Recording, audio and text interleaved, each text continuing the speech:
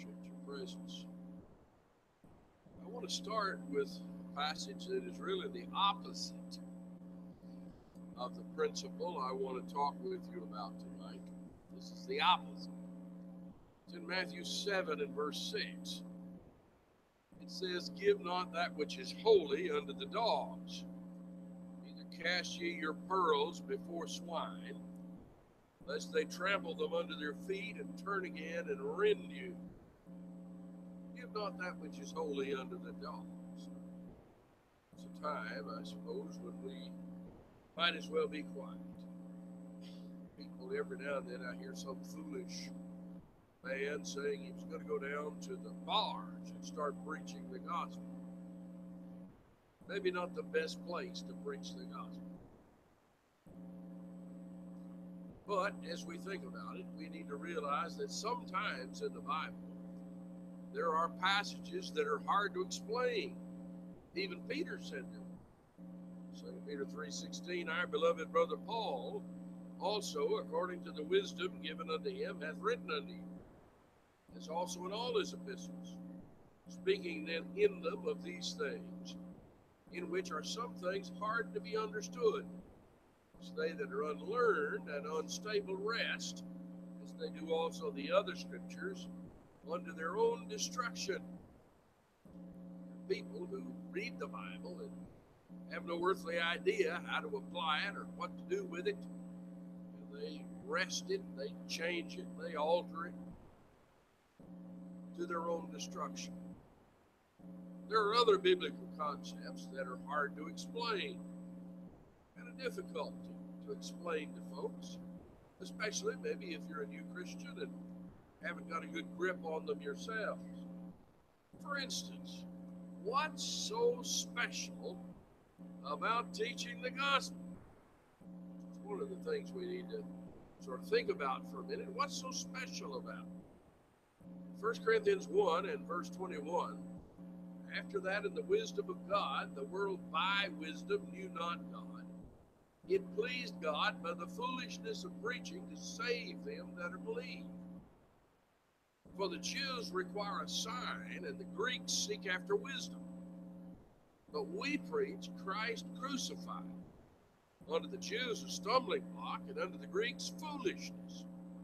But unto them which are called, both Jews and Greeks, Christ, the power of God and the wisdom of God, because the foolishness of God is wiser than men, and the weakness of God is stronger than men." There are an awful lot of people who think that our teaching and preaching is foolishness. It's just a waste of time. That was true in the first century as well. There were many people where you might as well you were casting your pearls before swine. It was a waste to talk to them because they considered what you were doing as foolishness. Well, perhaps it was foolish in the content of the message. The very idea that saying that a man who was crucified could save me from my sins. What in the world are you talking about? That was one of the things that the Greeks laughed at, the very idea. And the Jews found that so ridiculous as to be a stumbling block. But as well, it was a foolishness in the weakness of the medium that God chose to teach it. Why in the world didn't he send angels down here, fully armed in bright apparel, destroying anybody who opposed them? He didn't do that. He sent a bunch of fishermen out. He sent men out. The foolishness of preaching. And you know, a lot of people would say, "Hey, I want action, I don't want words." You know, dated my daughter, Liz, dated her husband for 7 years. We began to say things to her like, "We want action and not words. It's nice that he says he loves you, but it's time to deliver here." A lot of people say that about the gospel. What are we doing? You know, we preach that the gospel is going to help the poor, that Jesus came to help them. He came to relieve the sick. He came to relieve the downtrodden. And all we do is preach to them. We want action, not words. It seems foolish to suggest that we're doing any good by preaching. In James 3, 1 through 2, be not many of you should not presume to be teachers, my brothers, because you know that we who teach will be judged more strictly.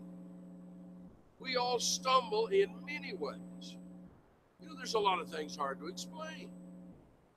There are a lot of times when your very example is running counter to what you're teaching. If anyone is never at fault in what he says, he's a perfect man, able to keep his whole body in check. And so obviously there's a foolishness in the difficulty of the job. This is a job you can't do well. Not any of us. Even the best man. He's going to be judged more strictly as a result of it. It's a foolish thing in the risk of the judgment that you're running.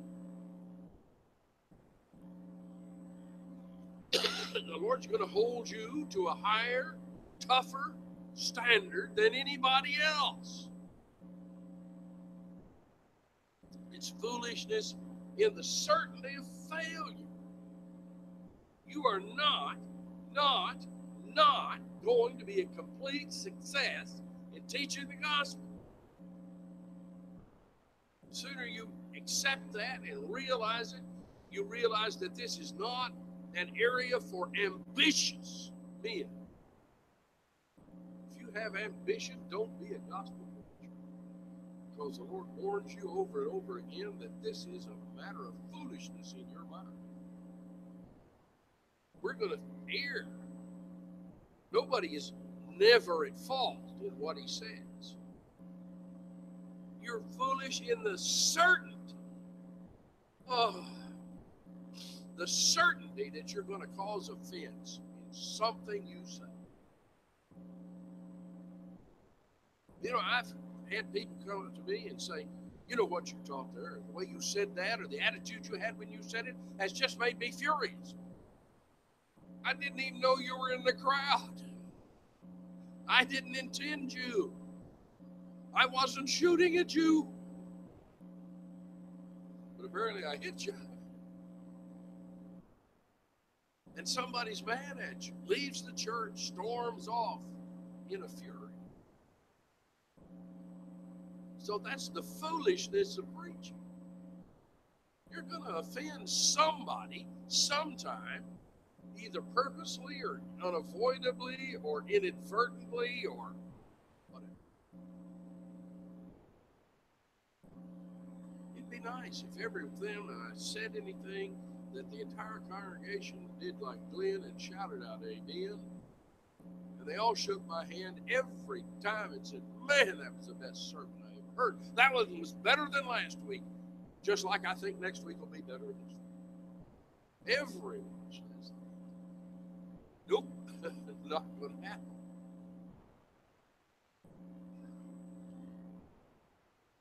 So why preach? Why preach? Romans 1, I'm not ashamed of the gospel of Christ. For it is the power of God unto salvation. I'm not. You as a teacher are not the power of God unto salvation. The gospel is. I'm not ashamed of the gospel of Christ. It is the power of God unto salvation. For everyone that believeth, to the Jew first, and also to the Greek. In 2 Timothy 4, preach the word, be instant, in season, out of season. Why? Because they're always going to love you. Reprove, rebuke, exhort with all long suffering and doctrine, for the time will come when they will not endure sound doctrine. There you are, a preacher, and this prediction's being made. The time will come when they will not endure what you're saying. They'll throw you out and heap to themselves teachers having itching ears. They will not endure sound doctrine, but after their own lust shall they heap to themselves teachers having itching ears, and they shall turn away from their ears from the truth and be turned unto fables. Watch thou in all things, endure affliction, do the work of an evangelist, make full proof of thy ministry. So the job's important. It's going to fail in many regards. Try to remember that your master, your example, was crucified. He failed. He succeeded. Made salvation possible for those who believe. The foolishness of preaching. You know, the fact that it's important still doesn't mean that everyone should preach. We studied James 3 and verse 1, 1 Timothy 2. The things that thou hast heard of me among many witnesses, the same commit thou to faithful men who shall be able to teach others also. So you got a guy who he comes about every third week, has a lot of excuses for the rest of the time, and after a while he shows up and says, "Hey, I want to be a preacher." Whoa, what do you mean, preacher? You mean to work on that Christian thing. I remember when I first came here, a guy, I can tell you his name because I just had a ready recollection. I won't. The guy came up to me, a young man. I just baptized him. This was like the third week I was here. He was about my age, maybe a little younger, I don't know.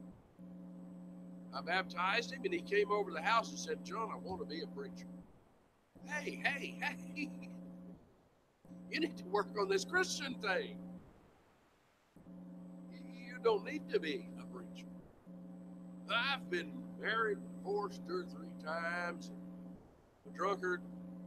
I got my name in the paper last week for embezzling money from a business. I want to be a preacher. No. Faithful men who should be able to teach others also. Now, let me go back. I'm emphasizing faithful and not the last phrase. Who shall be able to teach others also. There are really good Christians who could no more teach another man anything than a post. My dad always told a story from when he was in college. They were in a teaching class where a lot of these young men were going to go on to be preachers. And the teacher, who was very precise, essentially old, he had this one fellow in the back of the class.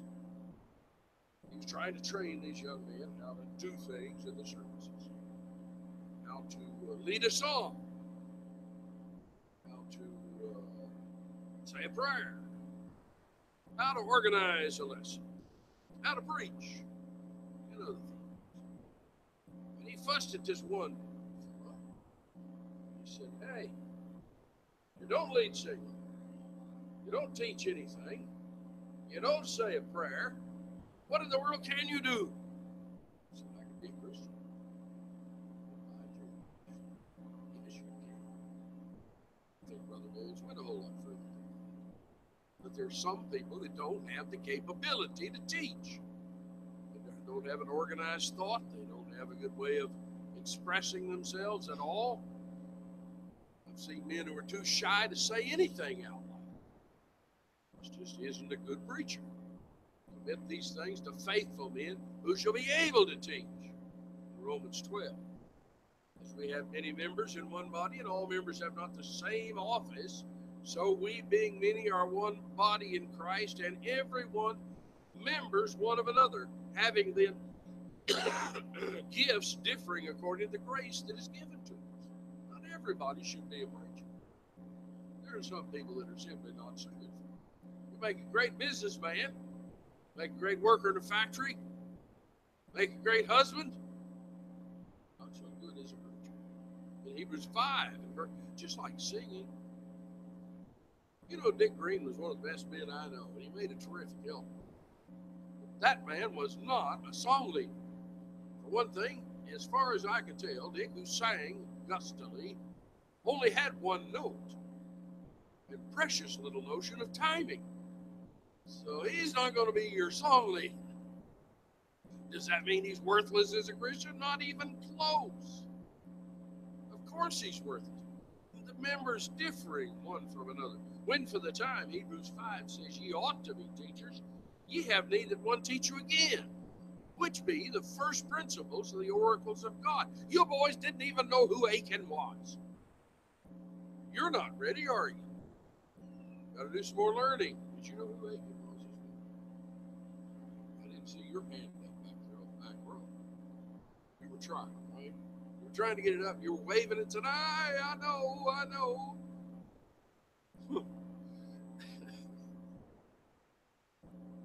And are become such as have need of milk and not strong meat. Some people just haven't studied and are unready.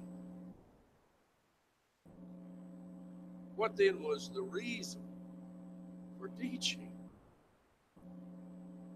The power was always in the message. The artistry was in saying it well when it needed to be said. And so that brings me to my time.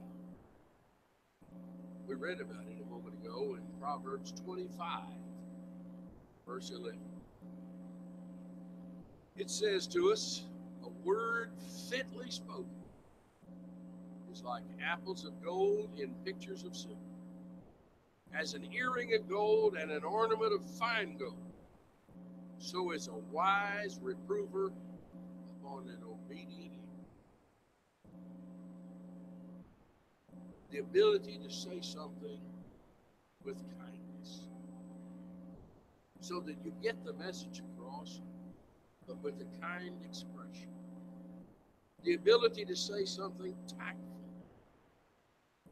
so that it's not offensive.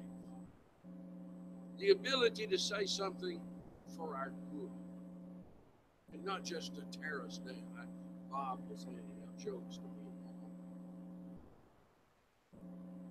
And I quickly read one of them. I think you're going to hear my copy. I'll read it to you.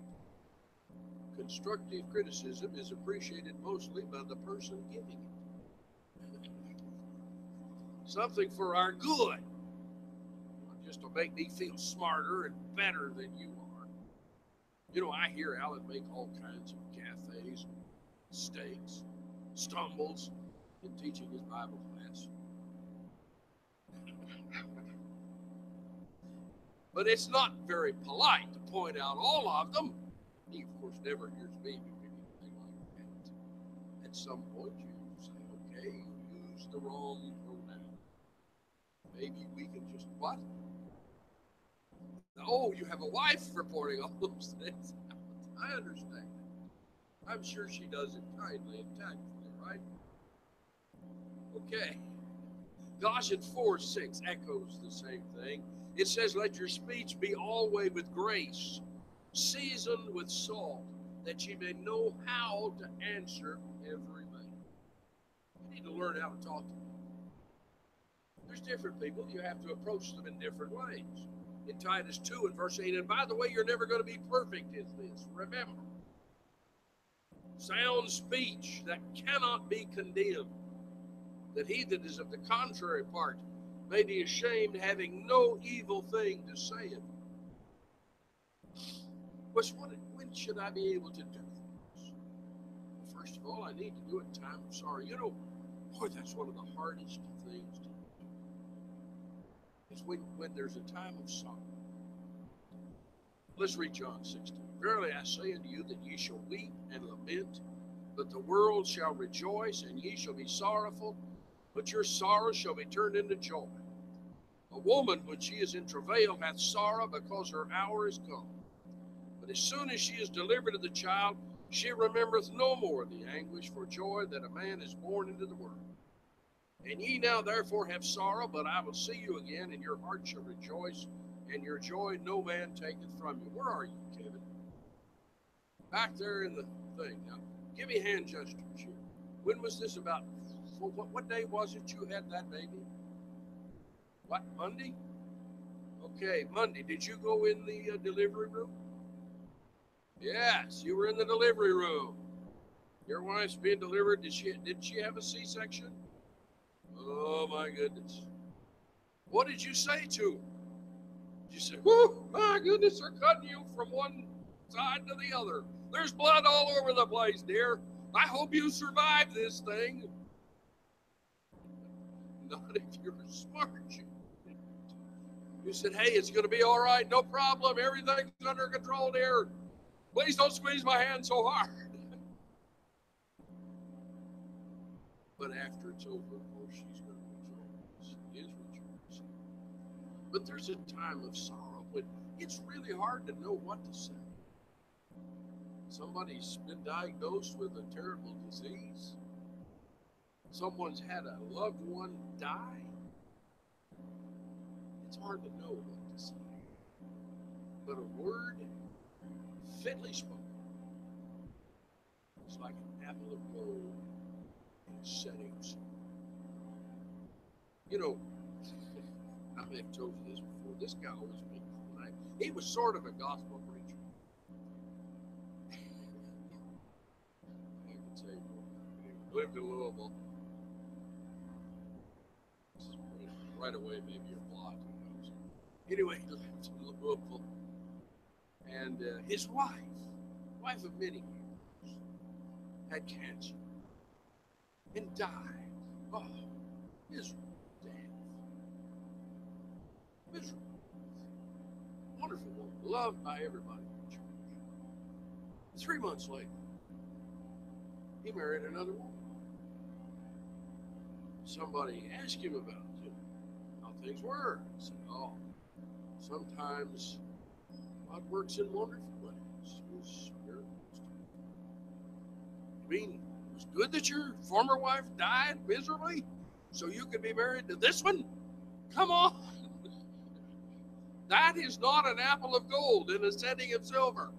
That's probably the worst thing you could have possibly seen. For one thing, John Welch remembered it all these years.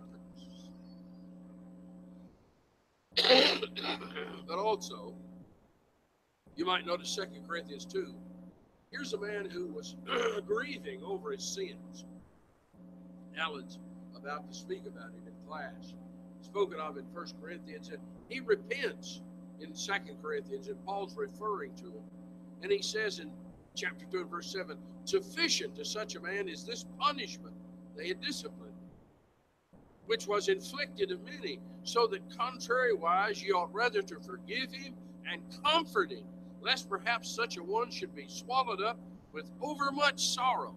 Wherefore I beseech you that you would confirm your love toward him." And so you've got a brother, and he's fallen out, and he's sinned, and he comes back, and you say, "Well, how are you going to approach him? What are you going to say to him?" You know, I knew another preacher, to my knowledge, I know his name too, but he had a son. He was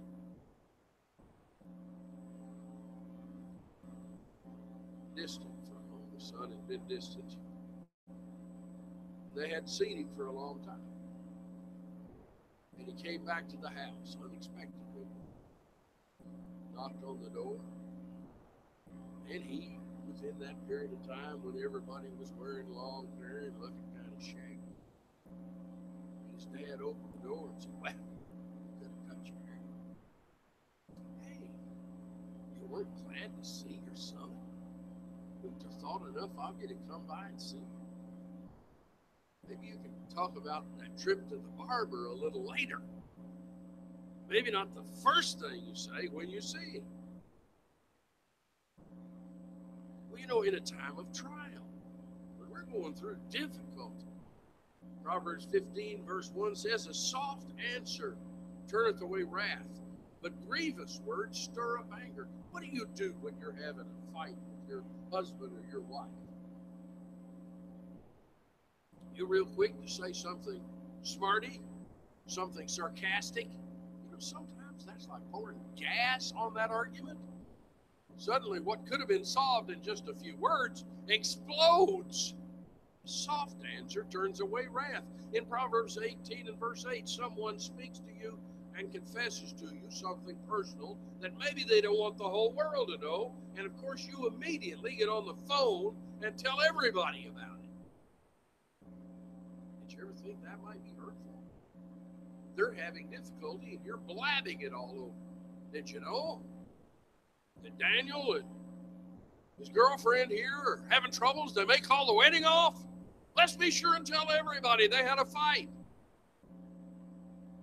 Think that's going to help?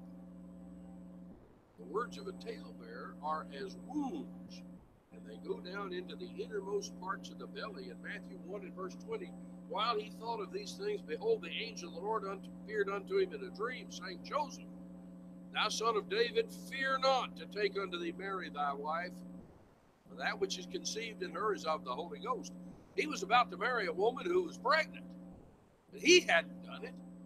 So he wanted a man alive. What do I do here? Apples of gold, settings of silver. Sometimes you just need somebody to talk sense to you in time of plenty, when everything's going good.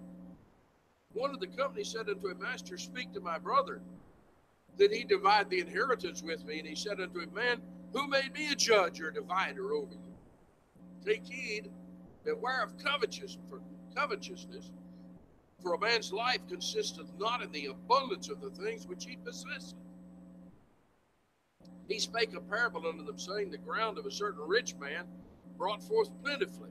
And he thought within himself, saying, What shall I do? Because I have no room where to bestow my fruits. And so you've got a big raise at work, and you're bragging to everybody about how things are just going. You bought that big house, and you're driving that big car, and you're just making money hand over fist.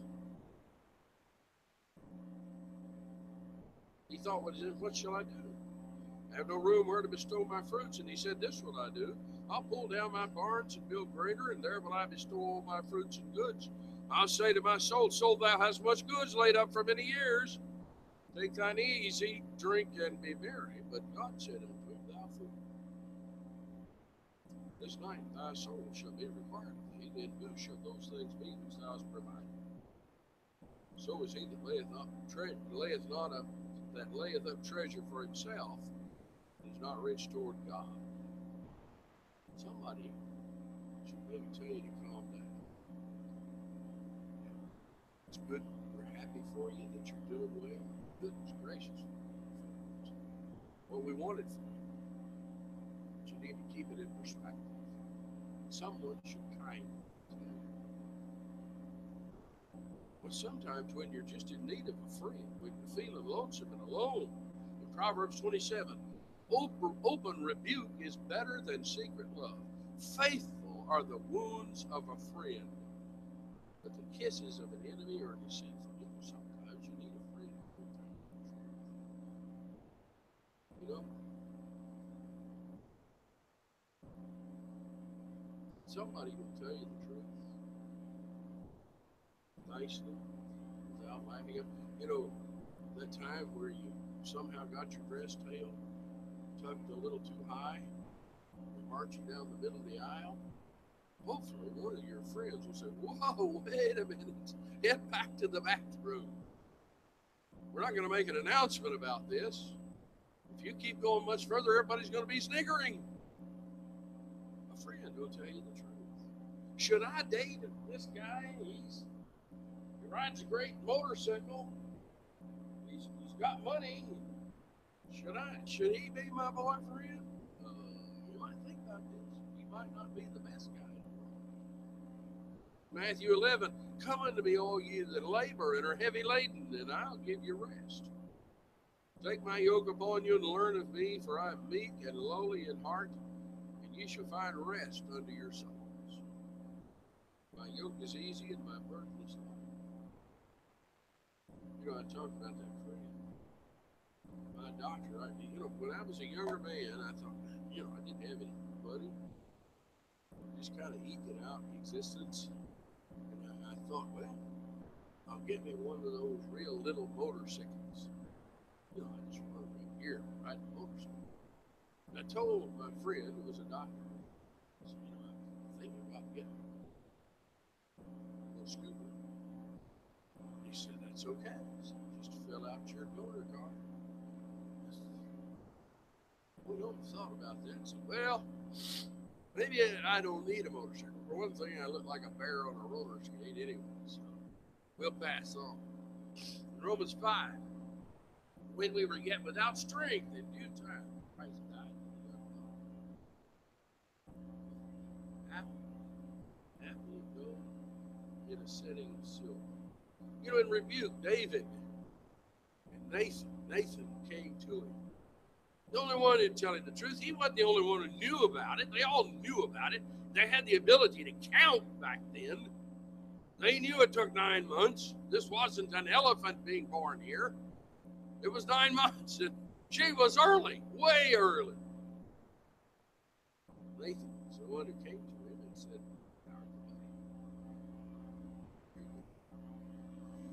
when you need direction, 1 Peter 2, verse 25. Ye were sheep going astray, but are now returned unto the shepherd and bishop of your souls. Somebody needs to quote. If you're here tonight, you're not a Christian. If you're here tonight, you've wandered off. The word fitness quote is in Acts 2, verse 30. Repent and be baptized, every one of you, in the name of Jesus Christ, for the remission of your sins. You need to listen to that, and you need to do something about it right now. Come, Father.